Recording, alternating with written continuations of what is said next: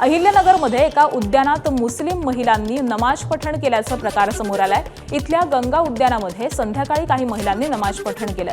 त्यांचा व्हिडिओ मोठ्या प्रमाणावरती व्हायरल झालेला आहे। यानंतर हिंदुत्ववादी कार्यकर्त्यांनी उद्यानामध्ये रामरक्षा आणि हनुमान चालीसा वाचण्यास सुरुवात केली। घटनेची माहिती मिळताच आमदार संग्राम जगताप गंगा उद्यानामध्ये दाखल झाले। पोलिसांनी या घटनेचा तातडीने तपास करून संबंधितांवरती कडक कारवाई करावी, अन्यथा हिंदुत्ववादी कार्यकर्त्यांना याचा बंदोबस्त करावा लागेल, असं जगताप म्हणाले। तसंच असे प्रकार ज्या ज्या ठिकाणी घडतील यापुढेही वराह देवता पूजन केलं जाईल, असा इशारा जगताप यांनी दिलाय। शंकर सावली मठ आहे, त्या मठाच्या परिसरामध्ये येऊन गेली आणि तिथे बाहेर गेल्यानंतर तिला असं शंका आहे की तिला आताच कुठेतरी ते गोमांस टाकायचं असेल, पण तिला कुठेतरी काहीतरी दिसलं नसताना किंवा काही शंका तिला आली असेल, म्हणून त्या महिलेने ते गोमांस हे बाहेर टाकलं।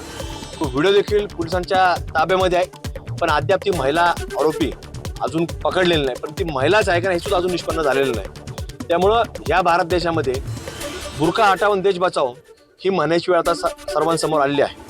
त्याच पद्धतीने आज गंगा उद्यानामध्ये देखील तोच प्रकार समोर आला।